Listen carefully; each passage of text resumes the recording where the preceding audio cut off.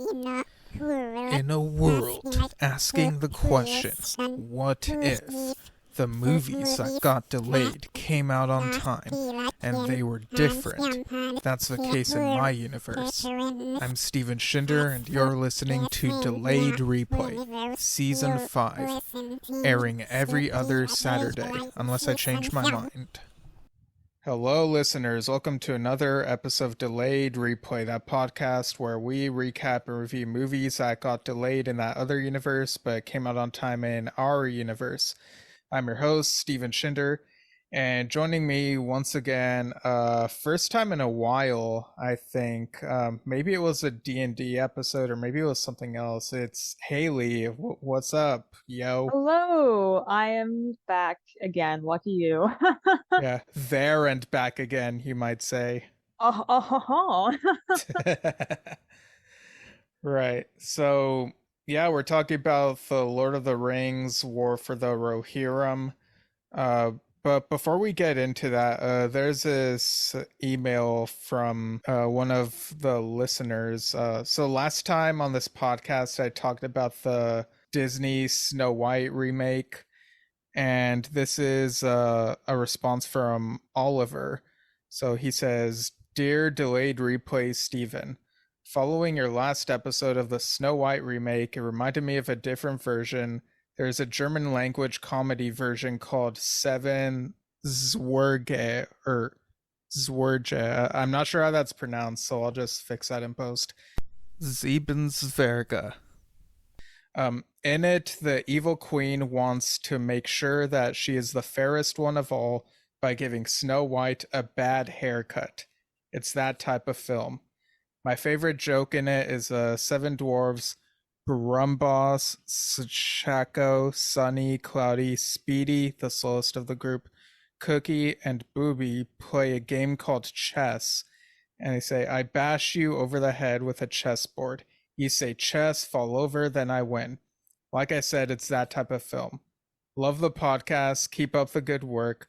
Oliver Titcomb from that other universe where the films you review got delayed." So, Hayley, have you ever seen that film or anything as silly as that film? Anything is silly. I think the silliest thing I saw was probably, do you remember that one Pinocchio movie that came out a while ago? Not Oh, the Del Toro one, the other like really unhinged one. it wasn't the live action Disney one, was it? No. It was oh my God. It was like people were making like memes about it. I don't remember who produced it, but I had watched it once with a bunch of friends because we were like, "Oh, this is going to be like one of those movies where it's like so bad it's good, right?" And it was just bad. It was bad. Like we had fun like the first 30 minutes in and we realized like, "Oh, it's still going." Like, "Oh, it's 2 hours? Oh, shoot. We're going to be in here for a while, I guess." Okay, yeah, I'm not sure which version you mean, but I do remember there was a 90s movie called Pinocchio's Revenge, and it was like a horror comedy movie where basically it's kind of like the Chucky movies, the first one where like they think that the kid did the thing and the kid Hmm. is saying that the puppet or doll or whatever did it, and so it kind of plays with your expectations. But yeah, I remember that movie being like pretty bad. Yeah, I guess yeah, Pinocchio movies are just like a hit or miss, I guess. I did look it up. It was called Pinocchio: A True Story. It came out in 2021 and it has 18% on Rotten Tomatoes. Oh wow. Yeah, so it's somewhat recent, not too long ago. Yeah, no, it I just remember when like yeah, the people were just making a bunch of like memes and jokes about it and then obviously, like everything in the cultural zeitgeist it kind of, after like maybe 2 weeks or so, it disappears and it's replaced with something else. Yes. Steven and post production chiming in a little. So I think I knew of this Pinocchio, the True Story, 3D animated film. I remember hearing that it was released not too far apart from the Del Toro and Disney ones that we mentioned. And I think I was thinking of seeing it, but then maybe after how bad the live action Disney one was, I decided not to, or I ran out of time or something. I kind of have this feeling that maybe I did watch it, but I don't have it logged in my Letterboxd, so maybe not. So yeah, thanks for the email, Oliver. But yeah, getting back to Lord of the Rings related stuff. Oh, so before we talk about the Lord of the Rings, the war for the Rohirrim, what's been your experience with like media related to that world, Haley? I like Lord of the Rings. I haven't read any of the books. I've just seen the movies, like the original trilogy. I actually own it on DVD. Um, and I've rewatched them a bunch. I really like them. And I have seen the Hobbit movies too because my brother wanted to see them and he took me with him, so it was kind of like a forced experience. So, it's not my fault. Please don't come at me. Yeah. Um, but yeah, I think yeah, the original kind of Lord of the Rings movie trilogy is kind of like where I get like, my knowledge from it and whatnot. I do know that they came out with like the Rings of Power, I guess like still fairly recently, right? It's been like a year ago, maybe 2 years. Yeah, something like that. Yeah, and I didn't watch it because it just looked not great to me. Um, even even from a standpoint where I'm not like, I don't know, like I'm not like an encyclopedia of knowledge of the Lord of the Rings world and everything like that. Like, I don't know Elvish, but like just looking at it from like a show perspective, especially for me, what I was looking at specifically were like the costumes. And the costumes look really cheap to me. And I was like, oh, I don't think the show is going to be very good. Like the budget, where did the budget go? Right, So and I didn't you're watch a that. cosplayer, so you Yeah. know like the fine details of that. Yeah, and yeah, just looking at this stuff, I was like, oh man, it looks really bad. So I was like, kind of like my first thing where I was like, yeah, especially if you're making like a fantasy show too, that was actually one of the things I really liked about the original Lord of the Rings trilogy was like the detail they put into the world and like especially like the costuming because it made it seem like very realistic, like they would layer things realistically, use materials that were um realistic to like the world they were in, like natural materials and stuff like that. Um, and yeah, when you compare it to like some of the other stuff today, it's like, wow, look at that polyester that they had in, the ye olden days. That's wow.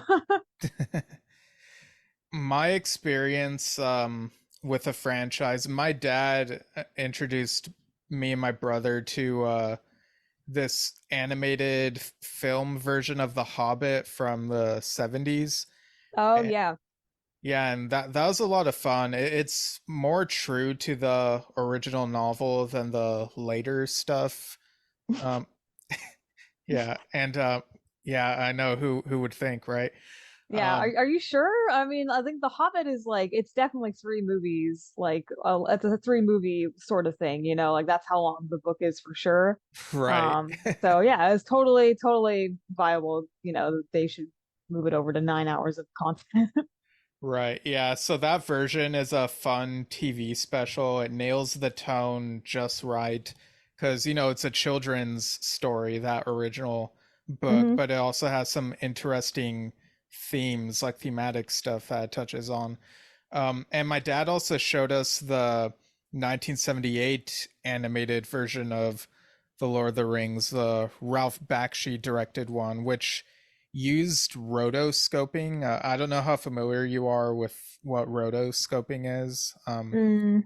but it's basically like they get real actors like to act out stuff in live Oh, action as like and a reference. I think I've seen clips of like when they used to do 2D animation for Disney. I think there was one specifically I saw a video of like a Sleeping Beauty.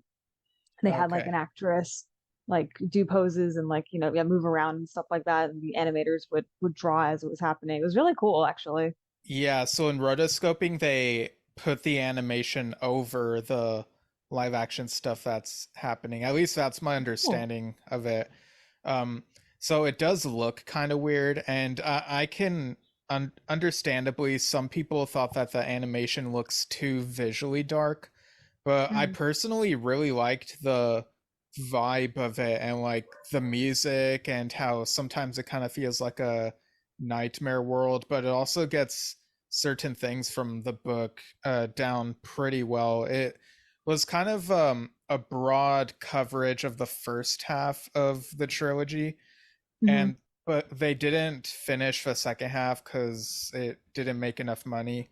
But the people behind the Hobbit cartoon made like a conclusion of their own, sort of like a distant sequel to the Hobbit, which was titled The Return of the King, and it was a very watered down version of the third Lord of the Rings book. Mhm. It's really ridiculous how much is omitted from it, and even a couple important characters are like not in it for simplicity's sake. I didn't watch that until like way later, like right before the live action Return of the King came out, and I was like, Okay. it was It's like a okay. Spark Notes version of it. Right, yeah, it's like, yeah. um Me and my family, we were like really into the live action Lord of the Rings movies and watched them as they came out. And like you, like me, like lots of other people around the world, we knew that this was like such a huge phenomenon, a cornerstone in cinema. Hmm. um After the trilogy, I think we even had the Return of the King video game. Me and my brother played that, and it was like a lot of fun. But yeah, after that trilogy wrapped, I got around to reading the books, so The Hobbit and The Lord of the Rings, and I really loved them. Um, to the point where I tried making it like an annual tradition for like 9 years.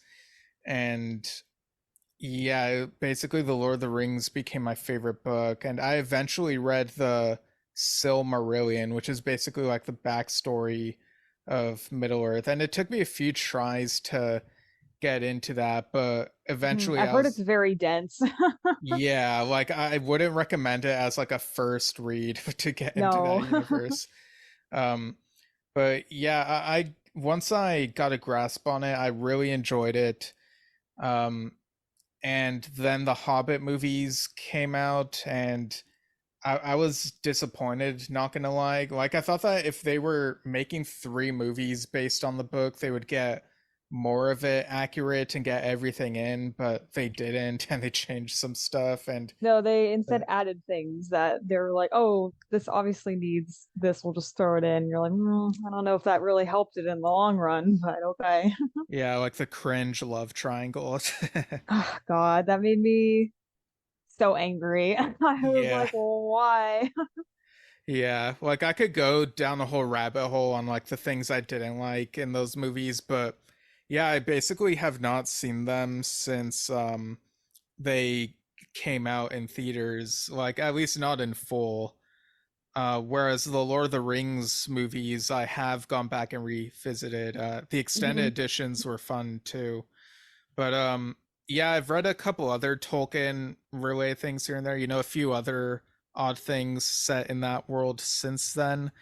And Rings of Power, I did enjoy it. Like I think it's a good show, at least to me personally. Hmm. But I don't have like all of the Middle Earth lore memorized, so maybe that's what helps me to enjoy it. I also appreciate how like there was an episode where they really allowed for the characters to sing a song, because songs are like a huge part of the books, and I feel like the movies didn't lean into those as much, the live action movies. So it was kind of Hmm. refreshing to see that done in an episode. But visually, like I think visually it's like all right to me, but I kind of don't get why some people were saying, "Oh, this is the best looking show ever," when like to me Nah. the Dark Crystal Age of Resistance is the best looking show You're like, that I've seen. clearly there is a winner here, and it's not Rings of Power. Yeah, clearly it's the show with puppets, right? Hmm. I love like practical effects like that. So I'm always a sucker because like it's like so fun to see like behind the scenes, where they kind of show you how they make stuff. That always makes me very interested. Um, I mean, CGI can be very impressive too, but obviously if it's not done correctly, it's very like, oh boy. Yeah, I think that's part of why the Hobbit movies haven't had as much of a staying power, because there are some places where there are things that look like they might be CGI. Like there are certain Mhm. things that feel off, and there was some more green screen, I think. So Yeah, I was literally gonna say, I'm like, oh yeah, nice green screen there, right? yeah.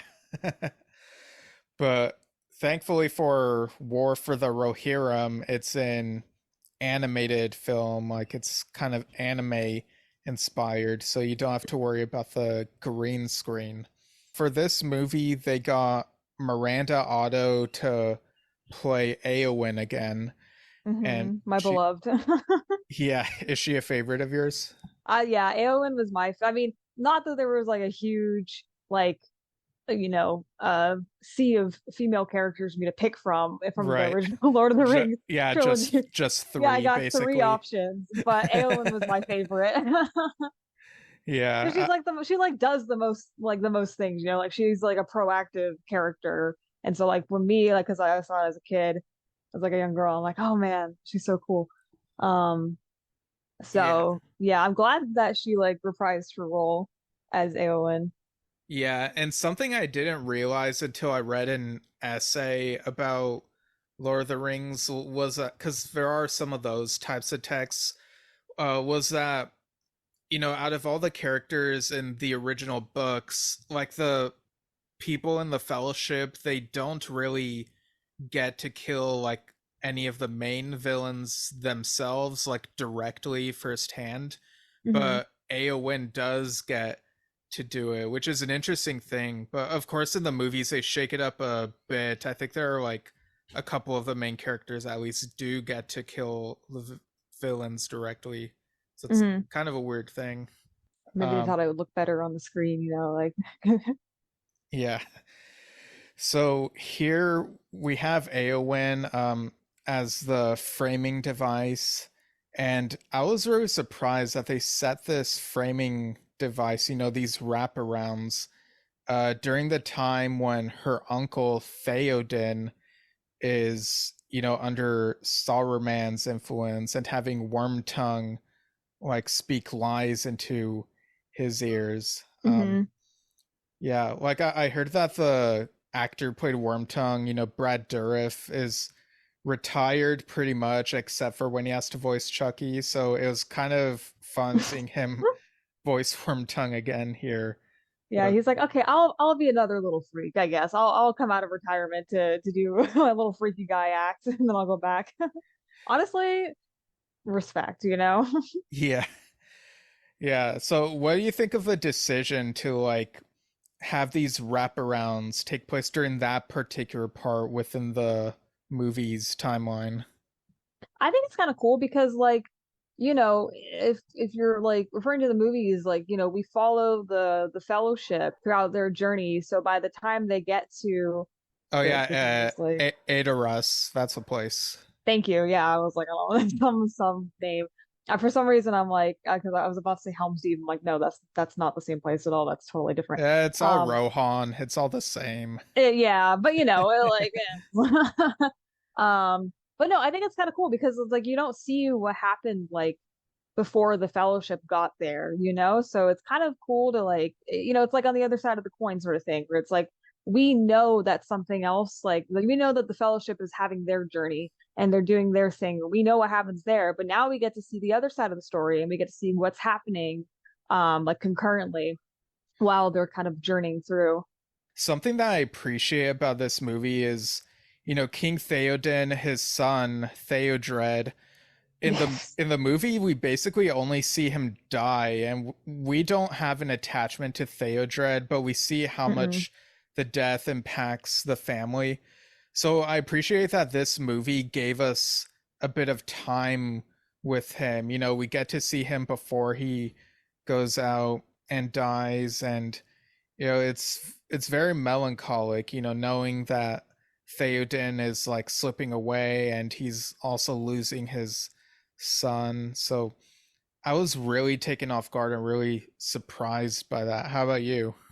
Yeah, I mean, like it's also just kind of like it's just nice because like when you go back to rewatch the original trilogy, it's like you have more context, you know? So it's like because the movies are already pretty long like by themselves, so you can't necessarily fit like every single thing in there, and you can't like you might not have the time to show like every single character's like significance to another character. So in this animated movie, like kind of like letting other characters who didn't really have a lot of screen time be able to like breathe and actually show their personality and allow you to form a connection with them is really cool, both in like the sense of like, the movie that you're currently watching and then going back to rewatching like the original trilogy and having that context and being like, oh, okay, yeah, that sucks. That's really sad. Now I'm sad now because I've seen this character like be a character somewhere else. So I have the context of being like, oh, you were a person and now you're dead. Oh man. Yeah. Each time you say the original trilogy, I keep thinking Star Wars because, like, the original Oh Star Wars yeah. trilogy. But The yeah, original fantasy trilogy. okay, High yeah, fantasy trilogy. Yeah, I'll just say it like that every time. Okay. right. These were, I'm surprised how invested I got in these wraparounds. I was kind of expecting them to just be like really short, like basically like, like how the other movies began with Galadriel narrating and then we're straight Hmm. into it. But they kind of took a bit of their time here, and we see Theoden getting corrupted by Saruman and Wormtongue.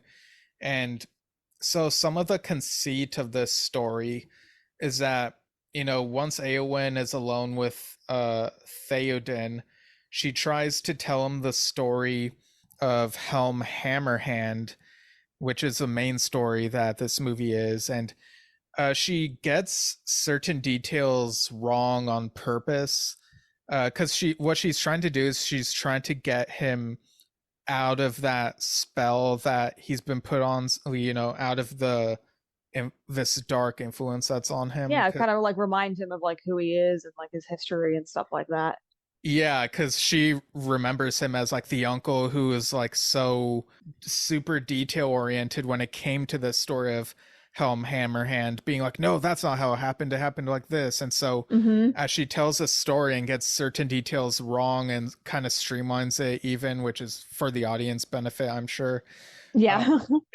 it's sort of like they had their cake and ate it too. Like, since it's a story she's telling and certain things she's kind of changing on purpose, it's like, okay, this isn't going against the lore really, because we're not seeing it as like an actual documentary or whatever. But Hmm. yeah, I don't know. What do you think of that method? It's just kind of like it's interesting because it allows you to see how like a character in the universe like portrays a story because I don't remember if this story was specifically in like the Silmarillion, I think it but might even have if been mentioned a little bit in the Lord of the Rings book. I'd have to double okay, check. Okay, Stephen in post production again, and it may have been mentioned in the appendices of The Lord of the Rings. So, yeah. yeah, because I don't know if there is actual like lore like canon lore written about it. Like either way, it'd be cool because it's like we as the audience would like know the nitty gritty facts, but like having a character on like seeing like their worldview, like how they portray the story, how they talk about it, their opinions on it and whatnot. It's very cool. But also like it gives by telling it through another character's voice, who may not know like the story by heart, kind of gives the writers a little bit of wiggle room too, to Yeah. kind of do some things and do some more fun things too. If they they don't necessarily have to feel like restricted to staying, um, you know, strictly by the lore that has been written already. I think that's why like there's when people do like adaptations of like other shows or like books or anything like that, that can sometimes get like a sticking point because it's like, oh, we want to be like really, really faithful, but then sometimes it's like, sometimes like you can have a little bit of fun, like I think people like adaptations if you bring in a little bit of like, oomph. Um, so it kind of reminded like when I, watching that movie just kind of reminded me of like, oh yeah, like, even in like a fictional universe, people can still change things around. Yeah, like with the Lord of the Rings movies, like specifically the live action trilogy, there were things that I wish they had gotten a bit more accurate, but there were also changes where I was like, okay, I can see what you did there, and it still carries the spirit of the story. And Hmm. this animated film, with the way that Theoden's corruption is depicted, it's pretty explicit that's within the quote unquote canon of those films as opposed to like strict book canon. So already they kind of already have a little bit of wiggle room to break Yeah. away, but this whole thing of telling a story, it also adds another level of okay, we can break away even a bit further. What do you think of the animation style in general for this? I really liked it. I am a big sucker for like animated shows and movies anyways. So, when I had first learned that this movie was like animated, I was like, oh cool. Um this is like right up my alley. Because it also I think it works really well like with the Lord of the Rings kind of universe too, because it's like with an animated show or a movie, you can kind of suspend your disbelief a little bit more and you can do more things that maybe would be a bit harder to do in real life, or even maybe even like cooler to do in animation. So Yeah, like the animation style, it kind of reminds me of Castlevania and like what they did with the Witcher animated yeah, stuff. I was literally gonna say that. Like that was like, well, that was my first thought. I was like, this kind of reminds me of the Witcher animation. And yeah, so I think that's kind of why I liked it a lot, because I liked those animated movies. And Castlevania I've seen and I quite enjoyed. Yeah. With The Witcher, I fell off after season two because I stopped caring, but I did like what I Oh, saw not the of. live action movie. The live action show. I'm talking like like they made a few animated movies that are like fun to watch, but the show, we'll talk about that. No, yeah, I watched that. I don't know how many there have been, but that first animated movie, and I thought it was really good, and it made me think, why didn't they just make the entire show animated? I probably would have enjoyed it more. Hmm. Yeah, well, The Witcher was a separate conversation because the writers like don't even like the source material, so whoops. Right. So in this story that's being told, we've got Helm Hammerhand, a king of Rohan, and he's voiced by Brian Cox. Hmm. Um, and funnily enough, just earlier today, I saw that Brian Cox was like saying that Joaquin Phoenix, how Joaquin Phoenix played Napoleon. Like Brian Cox was basically saying, "Oh, I could have done it better." Um, which is funny because like you have that version of the Batman, which in that other universe, apparently there was some deleted scene where a different Joker was doing a scene similar to Brian Cox's Hannibal Lecter in the movie Manhunter, but it wasn't as good. So to me, it kind of felt like it reminded me of that. It was kind of like a snake eating its own tail type of thing. Hmm. But Man, but that yeah, other universe has some weird stuff. yeah, yeah. The stuff in this universe isn't weird at all. No, it's much better. But yeah, what'd you think of the voice acting for Helm, Hammerhand, and some of these other characters? I thought they did a good job, like kept in the spirit of things. I think voice acting can be a bit harder sometimes than like regular acting because you only have your like voice to emote with. And I think they did a good job. I really kind of felt the spirit of kind of like a you know like a what's the word? Like, when they're going off to battle and you just it's like a very like belly deep like hiya, um and just like very regal, very heroic, and I think that just kind of encapsulates the kind of the universe in general too. And yeah, I thought they did a good job with like that aspect of it, and also just some of the quieter scenes too, where they're having a little bit more of an emotional scene between characters, especially in that one scene where Helm lost his favorite rock and the stream, and he was really upset about it. And that honestly, the acting in that scene specifically really got me. I kind of cried a little bit. Yeah, and his daughter Hera tries to comfort him by like finding an acorn and giving it to him and telling him to pretend it's a rock. And Hmm. so it kind of felt like the reverse of that scene from A Bug's Life, that it's a rock, Yeah. Yeah, not even just a rock, it was his pet rock too that he had since he was like a child. So, but it's kind of like a sweet gesture that his daughter was like, here, father, let me, uh, you know, your mother gave you this pet rock, but let me give you something of my own. Yeah, and you get that line where it's like, and I thought the dwarves cared more about stone. Yeah. So you got like a little bit of comedy in there too. So yeah, just kind of like that scene in that I think that was like one of my favorite scenes because it was just kind of like very heartwarming, but also like a little goofy when you think about it. But they played it off very well. So Yeah, like they have this lighthearted stuff before the big conflict happens, which hmm I think really is meant to echo sort of the cadence of the live action movies. Fellowship of the Ring starts off like really lighthearted before hmm going into the deep end, and the sequels are like darker and war. grittier. War. Yeah. War, yeah. War. So the war itself is against the people known as the Dunlendings. And basically the history here, and this is like main story is happening like 2.5 centuries before the main Lord of the Rings events that we know. hmm So basically the backstory prior to this is that the Dunlendings had some land, and then the people of Rohan got it and basically kicked them out. So there's like all this political unrest, and the Dunlendings want revenge.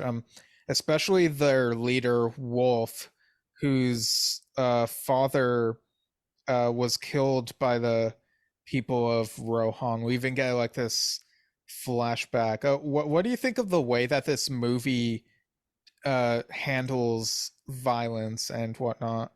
It was interesting because it's not like well, it's also like another thing too. Like I think a lot of people assume that just because something is like animated, it's like meant for kids or something like that, or it'll be like, more toned down. But I think like in recent years too, like, Invincible is pretty gory sometimes.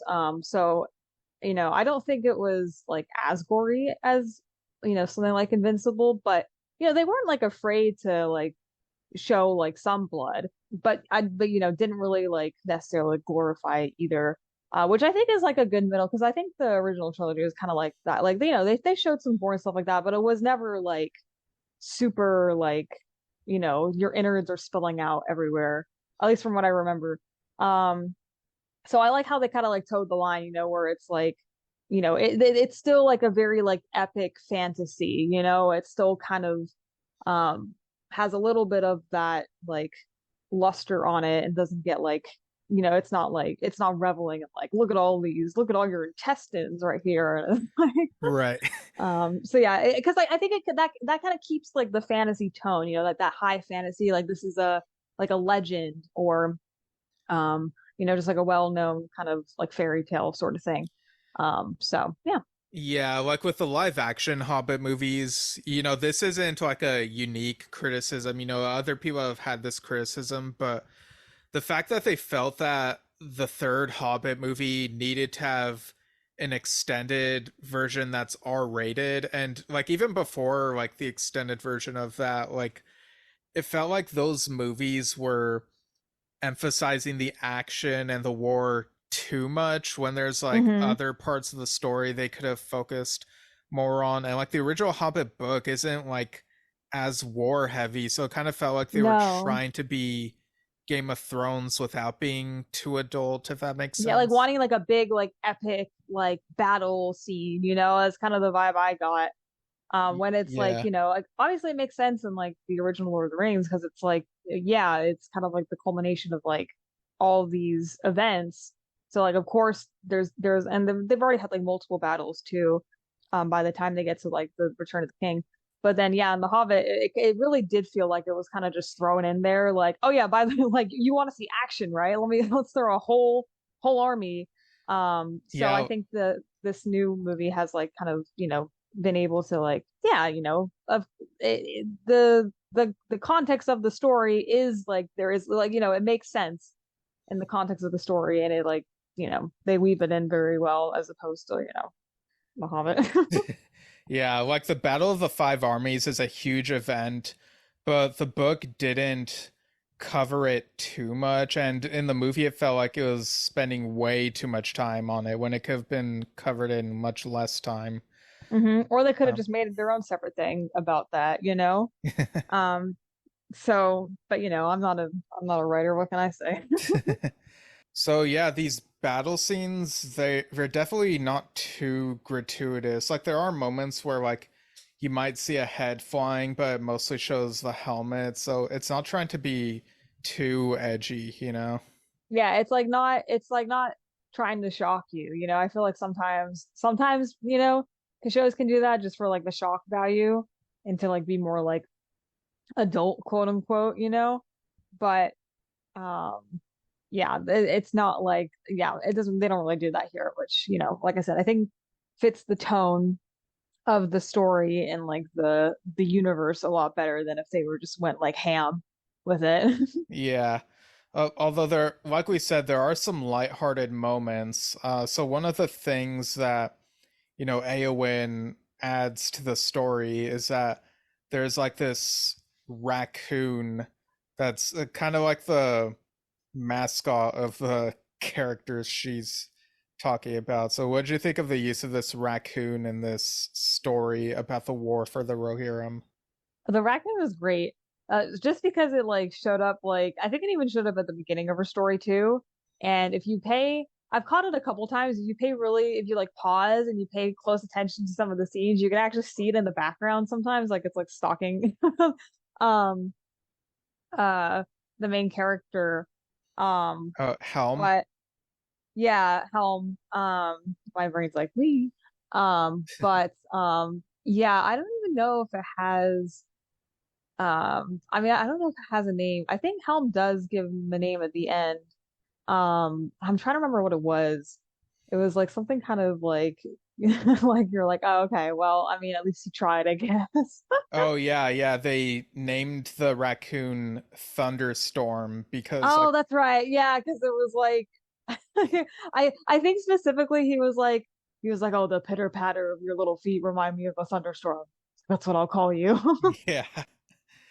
Um but there's also like different like forms of weather in this, in these battles like we see, because the Battle of Helm's Deep was in the Two Towers movie, because people know that whole thunderstorm and the rain thing, it felt like they were kind of obligated to throw in something similar to that. Yeah, really ramp up the tension. Like, oh, there's a storm coming, boys.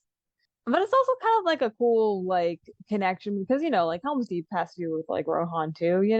So it's kind of like, oh, even in like the story that Eowyn's telling from like centuries ago, thunderstorms are also very apparent in some of their battles.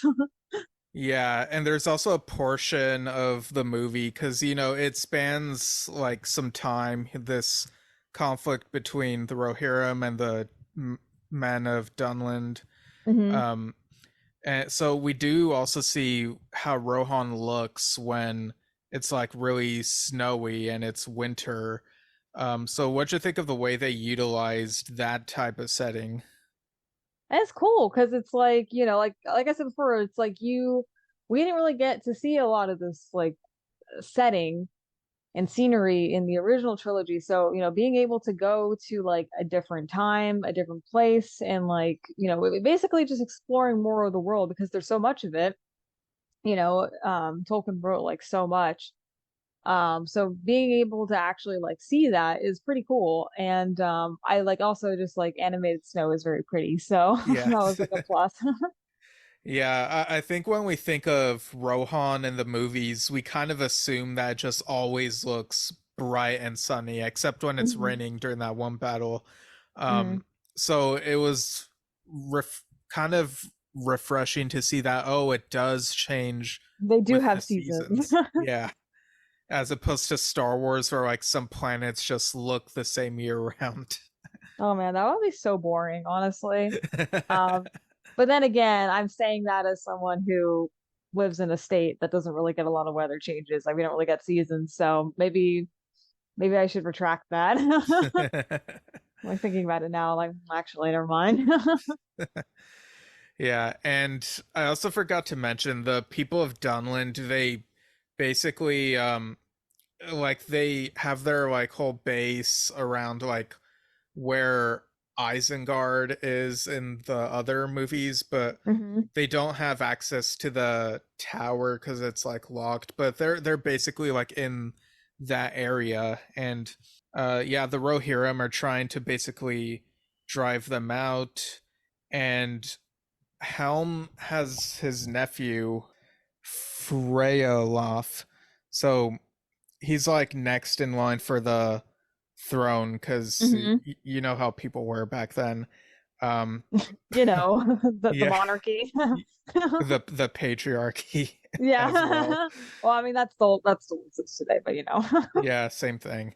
Um, so we do see some action moments with his nephew, but his nephew has like these really goofy moments. He's kind of like the klutz out of this ensemble. What'd you Yeah, I was think gonna of say that? he's like the Sokka of the group. Yeah, I Um, was just yeah, thinking that. yeah. Um, you know, honestly, I feel like every like piece of media, or maybe not like every single one, but like a lot of media that I've consumed, there's always like one character who's like a comic relief, you know? Yeah. Um, like I, I think like in the original trilogy, like Gimli could maybe be considered a comic relief, and then obviously like Pippin and yeah. Mary sometimes too. Yeah, like Um, Gimli was not as comic relief in the book, but I thought that was a good change for the movie. Like he still seemed like a good warrior, but the funny moments like that actor who played him, John Rhys Davis, he's mhm. got such charisma, and so he did really well in that comic relief stuff. And yeah, having it like in this movie too was like interesting because like I think, you know, and like thank God they didn't do it like in that cheesy Marvel way, you know, where it's like, oh, he's standing right behind me, isn't he? God, I hate that shit so much. Yeah. So luckily like the humor was like, you know, more kind of like integrated with like the story, you know, like it's like they're acknowledging things. Like I think one of the things that he says um is like you know because Helm has brought in Thunderstorm the raccoon in like this entourage while they're like fighting, and I think there's like one scene where the raccoon wants to help too, and he has like his own like he picks up like a broken head of a spear as like his own little weapon, and good old Frey looks down and is like fighting with a bloody raccoon now too, and he kind of shrugs and he continues fighting like you know glad for the help sort of thing. um so it was not it wasn't exactly what he said, but it was like, you know, well more it was more integrated with the with the dialogue that they had. But yeah, I'm just glad that they didn't like break out in like a dance battle or something like that. Yeah. In the middle. Yeah. Yeah, and like during like the snow battle, Freyolaf has a fun moment where he tries to do this elaborate ruse where he wants to make the people they're fighting think that they have like a sorcerer on their side. Hmm. So he tries to he gets this torch and makes it so that it looks Yeah, like with the he's shadows cast and everything. yeah, trying to make it look like he's casting a fireball, so the other people are like, "Oh shoot, they have a wizard with them." Yeah, run. Yeah, Yeah, speaking of like the snow scene too, um it's like pretty cool that they chose like that season to do like a battle in. as well, because it's like even though they don't show a lot of like gratuitous violence, like they still show like some like blood stains in the snow and stuff like that to imply that Yeah. like yeah, like this is like we're not just knocking people unconscious, like this is a real battle and people's lives are being lost. So it adds like some weight without having to like explicitly tell you or show you that like people are dying like on and off or like on screen. It's more of like an off screen sort of thing where it's like, hey, this is happening in the background. No one is safe. Yeah, and similar to how, parts of the Two Towers movie would sometimes briefly show, these kids who are trying to get to safety. Mhm. So here you do get a sense that there are kids in Rohan that, they make snowmen and snow angels and stuff. So that kind of ups the ante a bit more. There's these people who need to be protected. There are civilians and there are warriors, and there's a lot of philosophical discussion on like, oh, what's the right thing to do? And so it makes things feel more human and nuanced, if that makes sense. Yeah, it just makes the story feel like a little bit more like, yeah, it is fantasy, but like the themes that it portrays like are real. So it kind of like it also like helps it not necessarily like helps us as an audience relate to it, but also just in context of like the world too. Like it grounds it, it makes it more realistic, maybe for us in terms of like a like a connection sort of way, but also just like, in the world itself, being like, okay, yes, like, this is happening to these characters and it is affecting them like as it should. So yeah, I always like it when media does that, where actions do have consequences and they do affect characters and events and things like that. Yeah, and I'm glad that they don't put the kids in too much peril. Like, I think that would have been a Yeah, bit much. Um, that's a little dark, yeah, but they do like add a bit more emotion because they have like, the anime faces and reactions when they're like really scared, and it's like, oh, like these people No, need to be Timmy. safe. Yeah. Um, so Hera, she has her own warrior moments, and Hmm. you gotta remember it's Eowyn telling this story. So, she says that there are moments where Hera, she'll fight some people and defeat them and be like, "I am no man." And so, what do you think of this movie's decision to basically make that Eowyn's catchphrase that she'd been thinking of for a while before actually getting to use it IRL? I think honestly, I think out of like all the things in this movie that's done, I wasn't like my favorite decision because like I said, when I was a kid and I watched these movies for the first time, like I was very like I said, Eowyn was like my favorite because she was like, a proactive character and actually did stuff. But she was also just cool. She was like a badass. And um yeah, like that line specifically, like when I was a kid, really like, you know, it made me feel like happy being a girl, because it's like, Yeah, like yeah, even girl like power. yeah, and speaking as someone who's not a girl, I thought it was really cool too. Hmm. Yeah. You're an honorary girly, don't worry.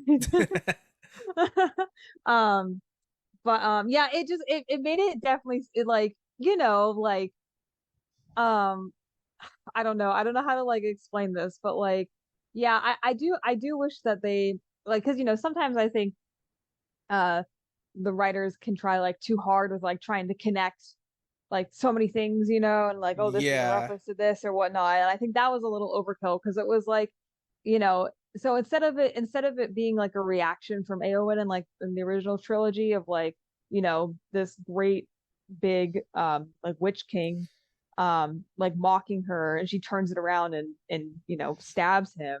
It made it seem like she was like, oh, I'm waiting for this moment, like for someone to say this to me so I can say it back. So it definitely like yeah, I just don't really think about it. I'm like, nope, that line still exists in the way that I originally saw it. Yeah, I think the term that I've heard a couple other people use in other places is prequelitis, and I think that refers to Mm, when there's an element in a story that it tries to answer questions that nobody was asking, or it Hmm. gives too much backstory for a certain thing. And I've heard some people say that about that Han Solo movie that came out a little bit ago. yeah, like, well, I really enjoyed that movie. I think it's a lot of fun, but I Mhm. do I do agree that it feels weird that all the things that you expect from Han Solo happen within like the span of a week. Like, I do think it would have been better as a TV series with all the stuff Hmm. gradually happening. I do think sometimes it's like better left unsaid with some character, because it like it keeps the character mysterious sometimes, and also it's like it leaves it up to the viewer's like imagination, And I feel like, Yeah. especially with something like as that long of a period of time between like hearing about the thing and then like actually seeing like what the actual story was and how it happened. Um, I feel like your imagination comes up with something like way cooler than what you are given most of the time, you know? Um, and that's kind of like a similar concept with like horror too, It's like it's really scary until like they actually show the creature and then you're like, oh, that's not as bad as I like imagined it. Um, Yeah. but yeah, so but yeah, just like the whole thing where like trying to be real big brained about it and try to connect like every single thing, and it's like not every single thing needs to like have a reason as to like why this was done in the original like media that we saw. um Yeah, like you like we know don't we don't need a reason for like we don't need something to explain why Pippin asks about second breakfast. We just know that he's hungry again.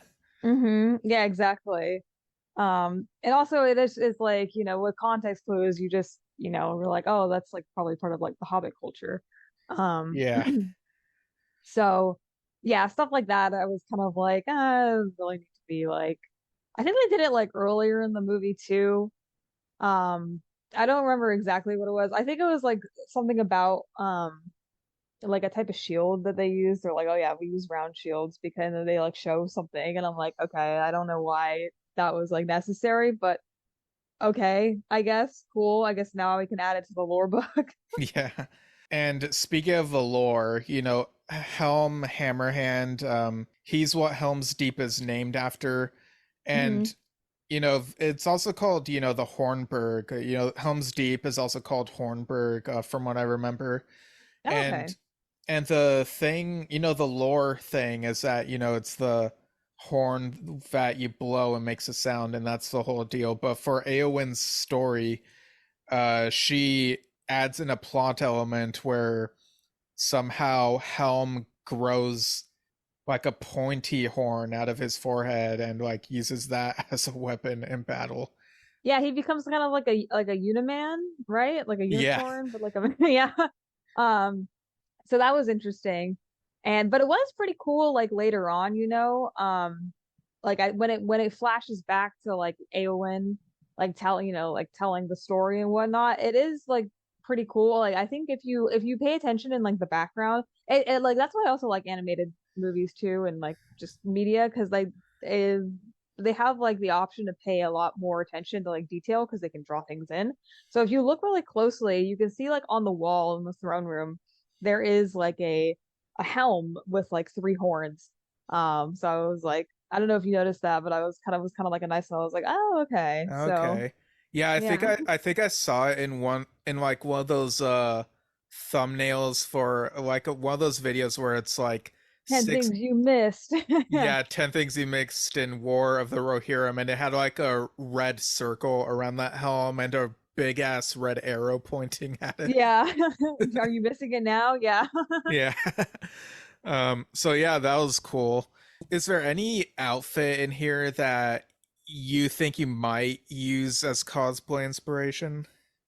I don't know. I did like a lot of like it is funny like one of like eventually it was a plan a while ago and then I never got around to it, but I did originally want to do like Eowyn's like battle gear as a cosplay. And then I just never really got around to it. I don't really do it as much anymore. I just kind of like so uh clothes to wear, but yeah, if I ever got back into it, I definitely would want to do like a couple of the outfits that like Hera wears, especially like yeah, some of her um battle armor was pretty cool to look at just because it actually like was sustainable armor and just had a lot of cool like details too. And then maybe some of like the what the outfit that Eowyn wears too when she's like telling the story. I thought that was like a really cool looking dress. And the embroidery would be like a pain in the ass to do, but Yeah, you know, for things to look good, sacrifices have to be made. yeah.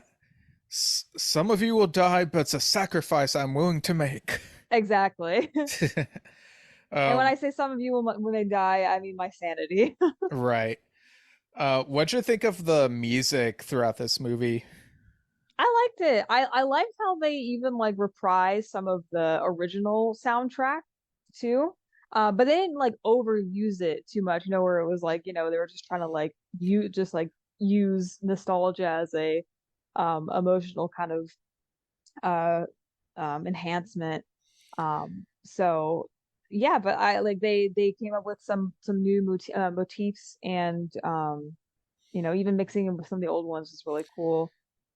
Yeah, because I think in the final battle, it would have been too easy and perhaps lazy if, like, during the climax, they had just been like, dun dun dun dun dun dun. Dun, yeah. But instead, what they ended up doing was, throughout the movie, there's this subtle theme that you hear now and then, but then during that climax, it goes full force and has pretty much reached its final form, and so it sounds really epic. Do you remember like how it sounded? Oh man, I'm I'm really bad with like humming things. I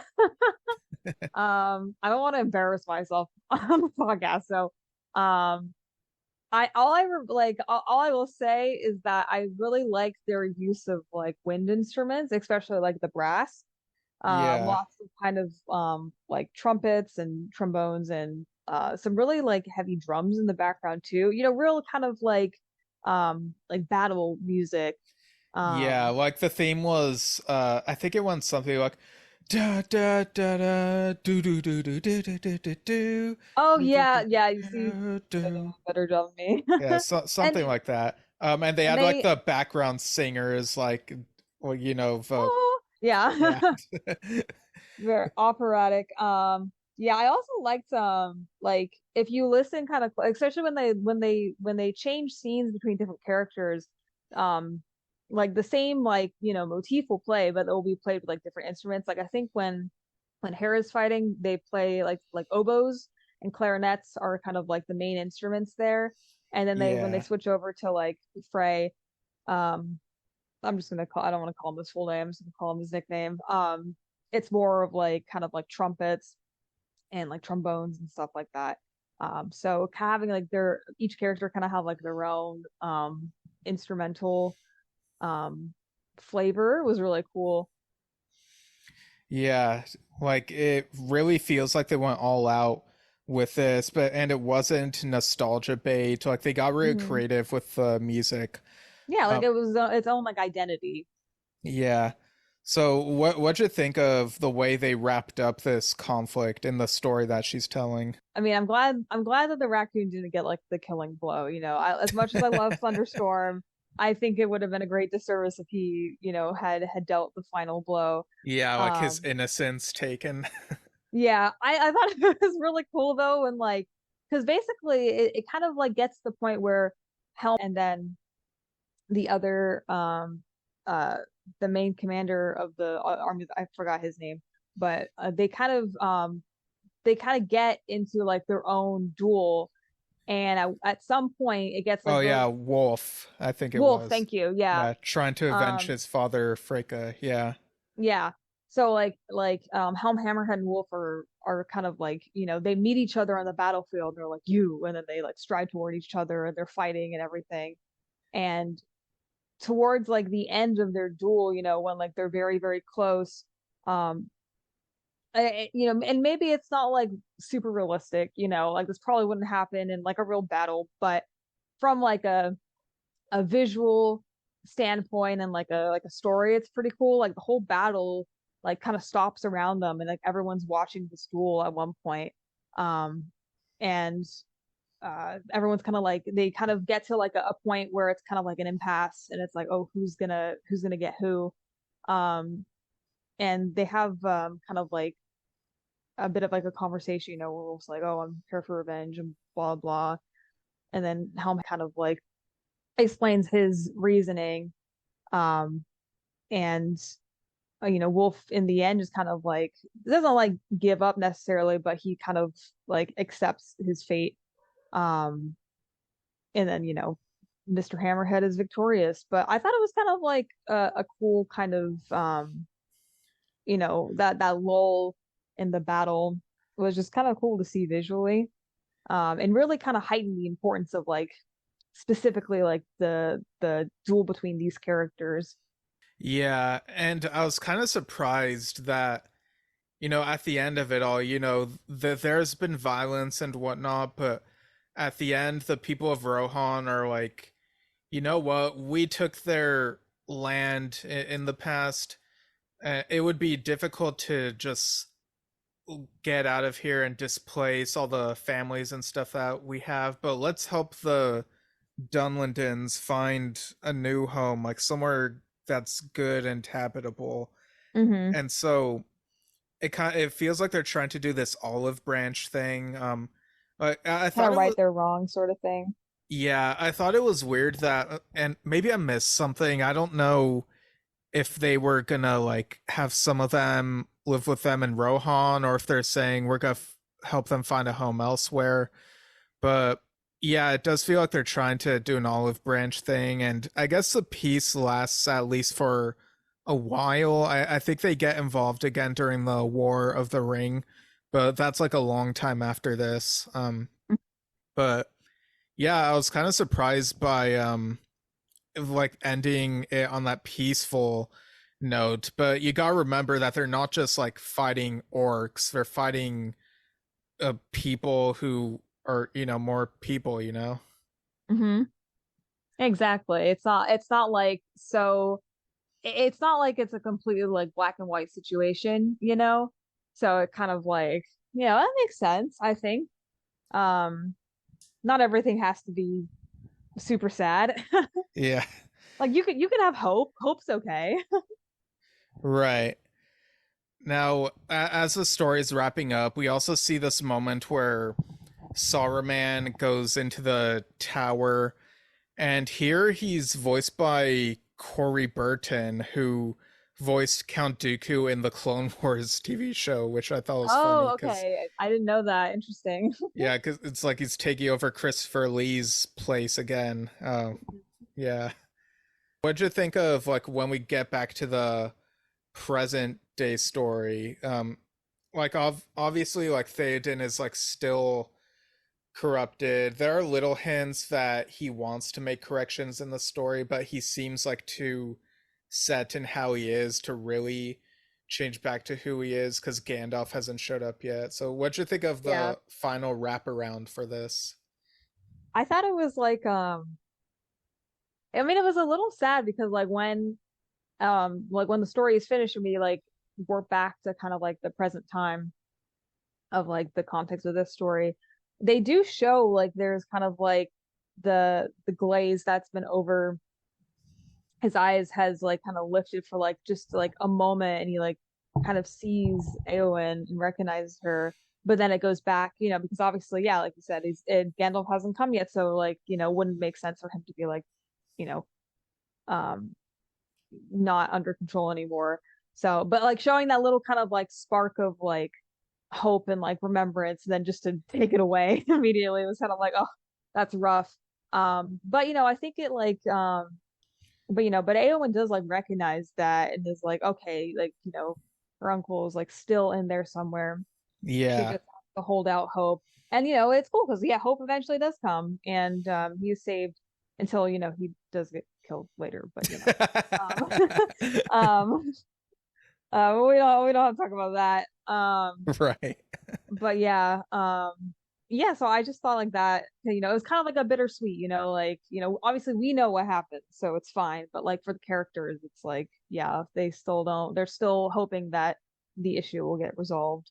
But in the meantime, there is a little bit of hope. And I liked how during the end credits they show the concept art for this movie.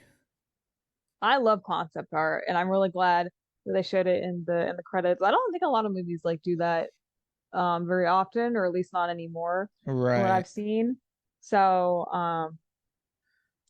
yeah, I was just it was cool to see like the different designs for like Hera, and yeah, I think they did include Thunderstorm in there too, and like Yeah. different like little like like things that didn't appear in the movie, like him like decked out in armor, like it's too big for him. Yeah.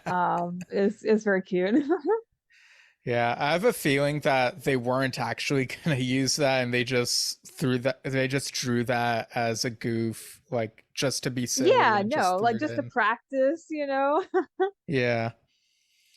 Um yeah, so I guess we could go into final thoughts and score out of 10. So what are your final thoughts on The Lord of the Rings, The War of the Rohirrim, and what's your score out of 10 and your unit of measurement for that score?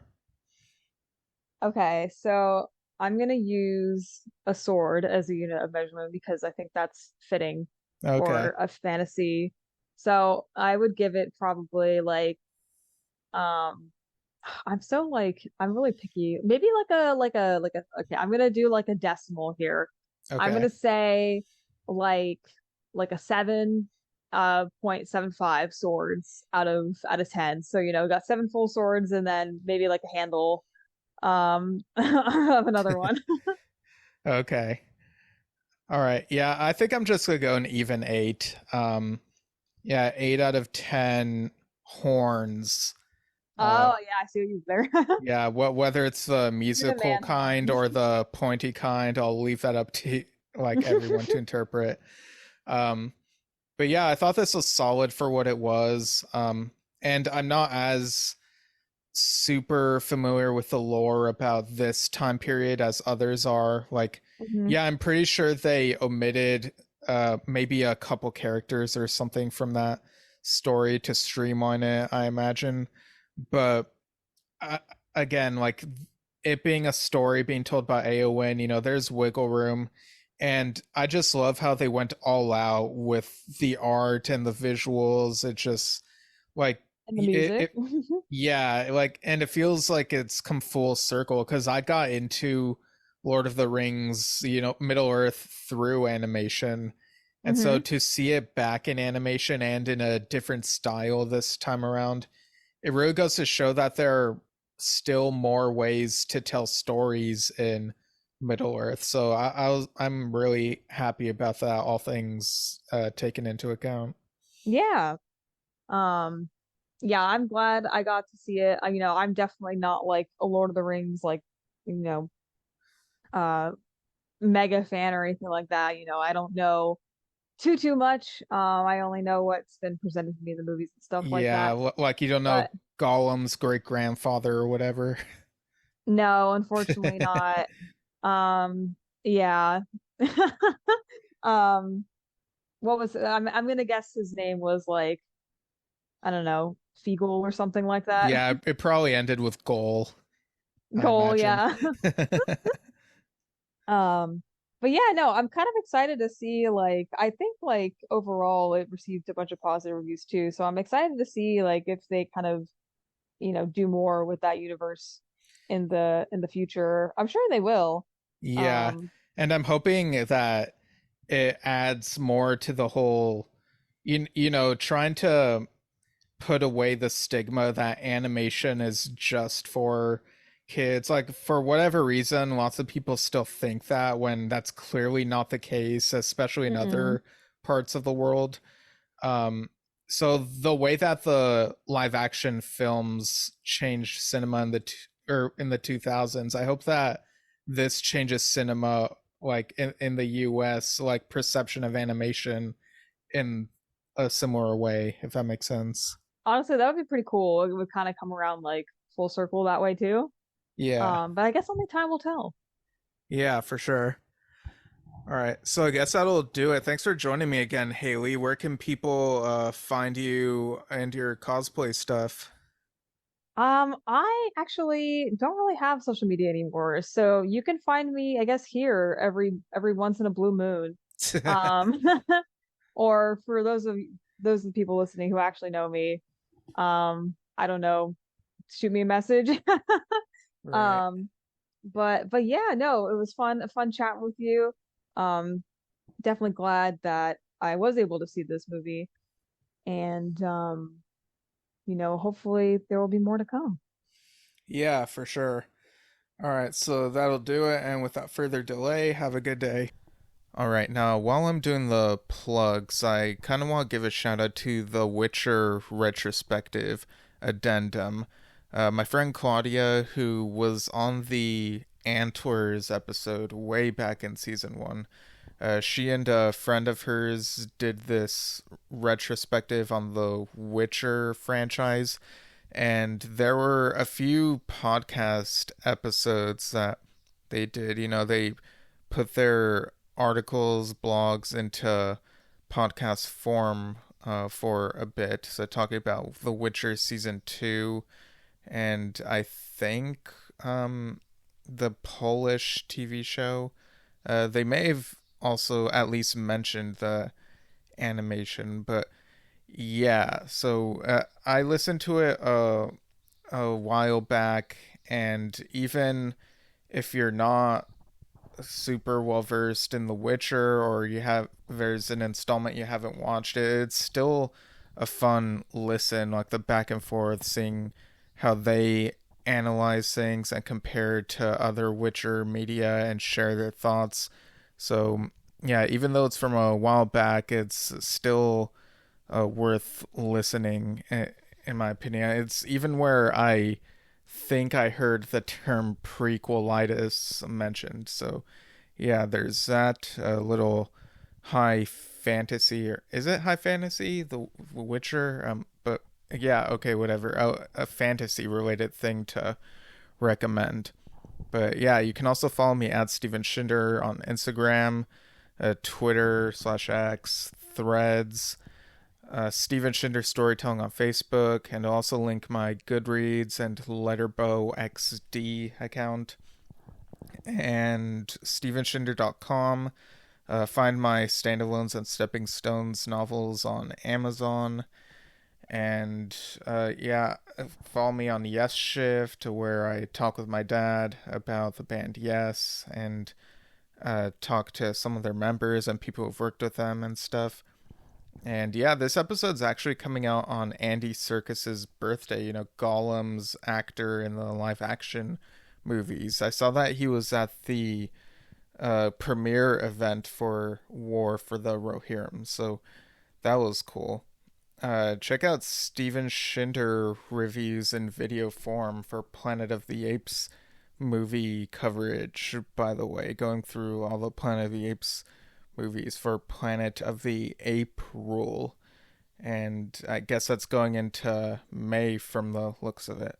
So let's hear from the other Steven. Hey, this is other Steven from that other universe where a bunch of things got delayed. I don't have a huge update. Just been busy with stuff, the YouTube stuff and Yesshift and Drum Talk TV stuff and Drum Talk TV Brilliance. So yeah, I don't know, movie TV related stuff. I saw that Saw 11 got delayed a year, which I'm okay with.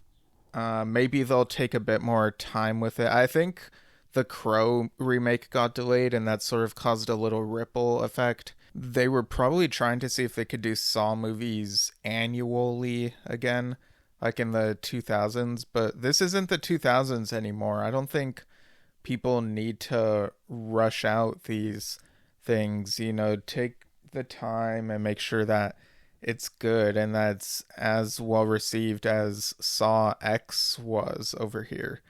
So, Yeah, I'm not too fussed about the delay. I'm fine with it. And yeah, I know there's the new Rebel Moon movie, which will have come out by the time this is out. Honestly, I'm in no hurry to watch part two. All the DC discourse and stuff I've seen online from certain places and certain fans has just it's kind of soured me on wanting to see this movie, honestly, so I'm in no hurry. But yeah, that's pretty much all I have regarding movies and TV. From what I understand, the next episode of this podcast will be Star Wars related. So yeah, Delayed Replay will be back in 2 weeks on May the 4th. And without further delay, have a good day.